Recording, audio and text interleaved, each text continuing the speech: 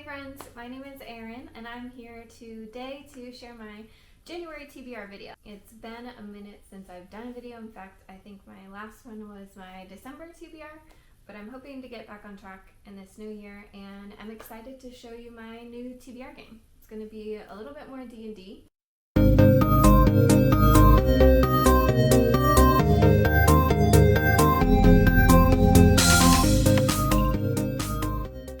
Okay, so when I was thinking about a new TBR game for this year, I wanted it to be a little bit more D&D incorporated. So I'm going to be using these little models that we used last year, but we're going to be trying to do more rolling, more D&D related stuff. So I set each of our characters that go with a genre. Now they also have a class in the usual D&D realm. So for example, Minerva is a cleric and Sam, who is my fiction player, also is a monk. So we're going to start here in a little bit of a dungeon room. You can kind of see an outline here.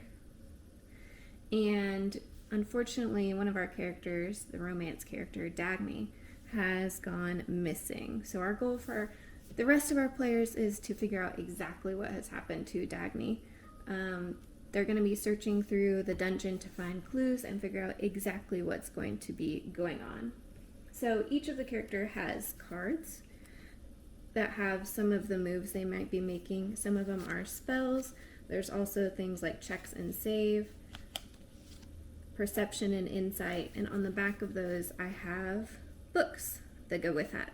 Usually they have more than one. Kind of depends on how many books I have in that genre. I am still going to be rolling to see which character I use, and this time I'm going to be doing 8 rolls instead of 10. I wanted to bring it down just a little bit. We're going to go ahead and get started. If I roll a 1, that's going to be Inej. 2 is my short stories for Kaz. 3 is Bartimaeus with my series that aren't just fantasy. And then Sabriel is right after that for my fantasy series.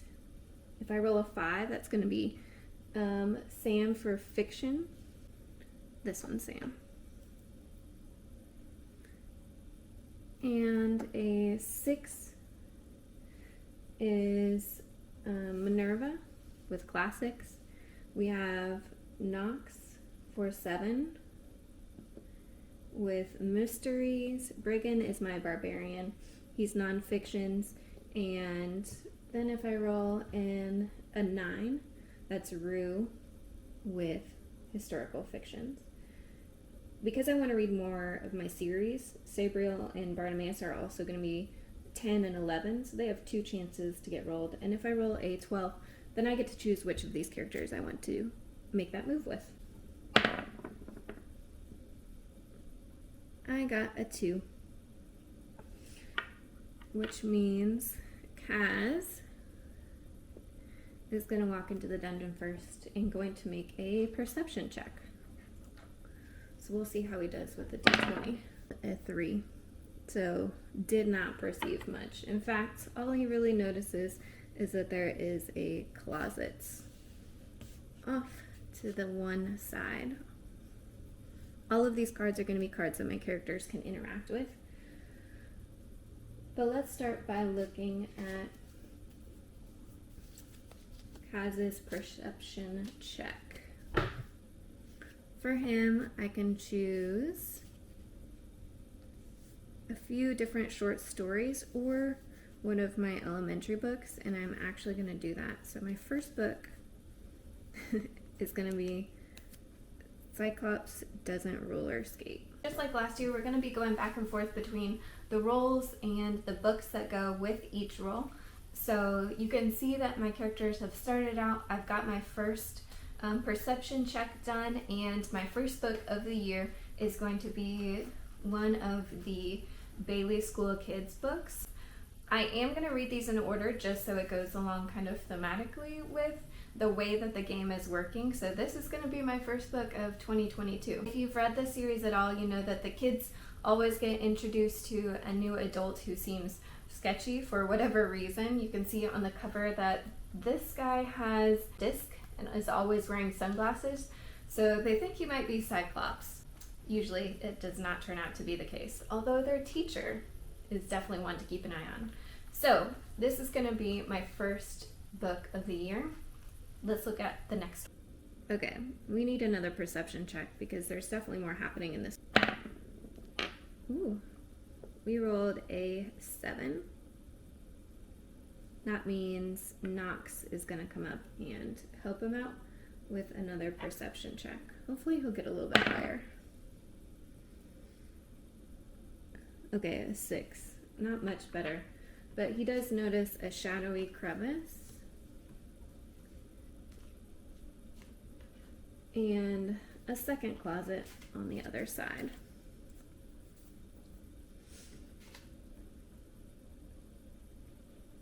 So let's see. I have 3 choices for his perception checks. House of Leaves, Dirk Gently, or Zombies Don't Play Soccer. I think I'm gonna go with Dirk Gently. Book number 2, I had Knox up next, and he's kind of my mystery and thriller character. So I am gonna choose the Dirk Gently's Holistic Detective Agency. This is by Douglas Adams. He wrote Hitchhiker's Guide to the Galaxy. So I've read that one and enjoyed it. Very different writing style. So I'm interested to see if this book kind of has that silly feeling as well. I did read the graphic novel and enjoyed it, but I think this is definitely going to give me a bigger insight into that world. On the back it says, there is a long tradition of great detectives and Dirk Gently does not belong to it. But a search for a missing cat uncovers a ghost, a time traveler, and the devastating secret of humankind. It's a lot uncovered. So this is going to be book number 2. All right, let's see who's up next. I rolled a 9. Rue is going to come in and interact with this first closet. I'll flip it over and see what's... She earned a steel shield, so she got some armor. Let's do an insight check and see if there's anything fancy about this armor. My 3 options for her are Great Expectations, Incredible Inventions, or Shakespeare Stealer. I feel like Great Expectations is a big book, but I think that's what I'm going to go with. So she rolls for insights. Got a 14. Unfortunately, there's nothing cool about this shield, but she's probably going to pass it off to Bartimaeus so he can use it. Number 3, I don't actually have. I'm going to end up getting it from the library, and it is Great Expectations. I don't really know much about this one, but it is on my list of 200 books to read. Most of them are some sort of classic, including this one. It does follow an orphan named Pip, from what I understand, and just kind of his journey in education. I'm not sure how I feel about this one. I did actually finish off this year with a DNF for Catch-22, which is the last classic that I've read. I did not enjoy it. I think I read about 50%. So hopefully this will get me back in the mood to read some of those classics and start knocking more of them off of my list. I'm slowly working my way through those 200, so hopefully this will be a good one. Up next, with a 5, we have Minerva with classics. Where's Minerva? Oh, here she is. She's gonna go up to the shadowy crevice, I think. Ooh, no, let's have her go up to the closet, and she's going to detect magic. So I have Into the Wild, Scarlet Letter, or Gulliver's Travels for this. And I think I'm going to take the Scarlet Letter as my 4th book. So we're going to use this to like peek under. Ooh. Nothing. This closet is empty. Another classic is up next, and since I'm only doing 8 drawings this month, this is our halfway point with The Scarlet Letter. I never actually read this one, and I know a little bit of it, but honestly most of what I know comes from the movie Easy A, because I love that movie. There is a woman who is kind of outcast for her behavior, and she's forced to wear a letter A on her so they can know who she is and, you know, exclude her. But I really don't know much more than that. I am excited that it is a shorter classic. I think that will definitely help. This is one I feel like I'm definitely going to enjoy, whereas I have a little bit more hesitation with Great Expectations. Next character's got to go up to that shadowy crevice, which seems a little bit more menacing. And it's going to be Bartimaeus. Let's see what we've got here. Oh.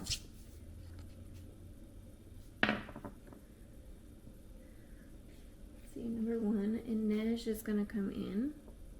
Over here, she notices our next card, a desk. Just help the team out with some enhance ability, or guidance.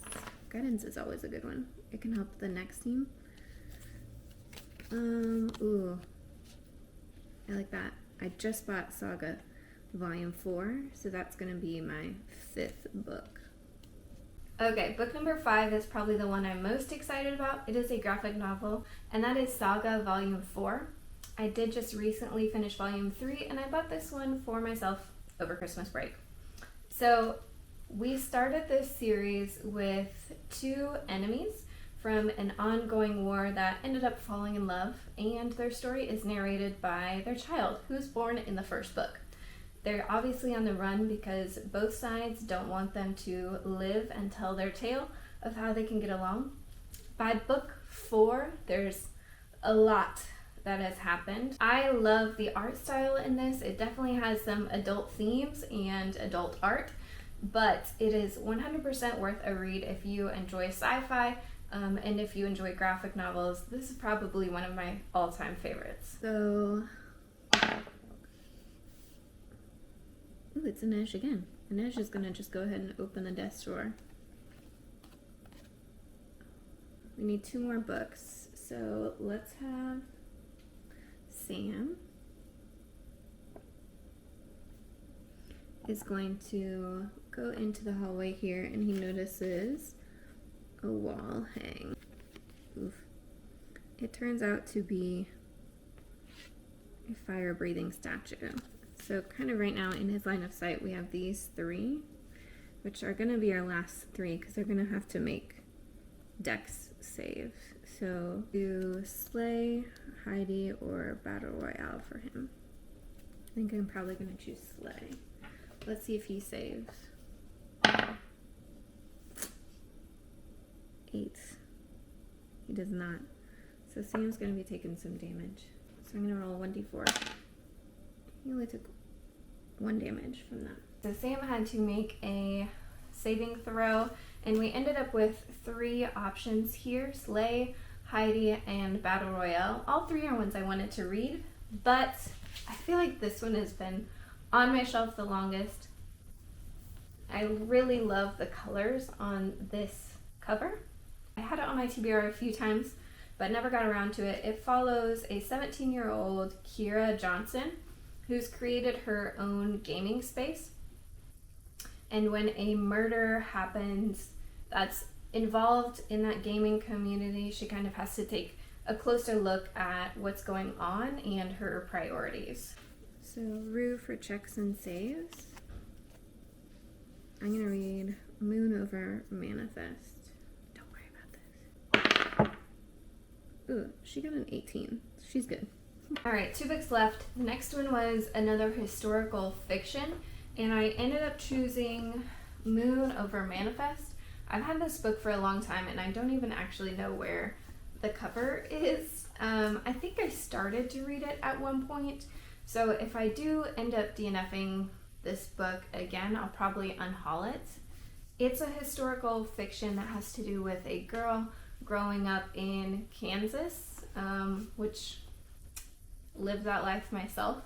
So either I'm really going to connect with this book, or it's going to hit a little bit too close to home. So I'm not sure how I feel about this one. Can't say that I'm excited, but I feel like it'll be a good opportunity to either fall in love with this book or make space on my shelves.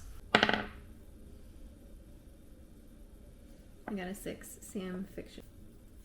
A perception check and just see if that statue is worth anything or important to our mystery. Right now we haven't really found anything yet. Rolled a 5, so he doesn't really notice anything. I think he's still pretty upset that he got attacked with fire. So again, we have 4. 0, Repeat Forever, Cain and Abel, Timeline, or one of my kids' books.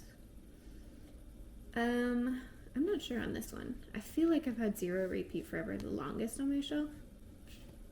And that is 1, 2, 3, 4, 5, 6, 7, 8 books.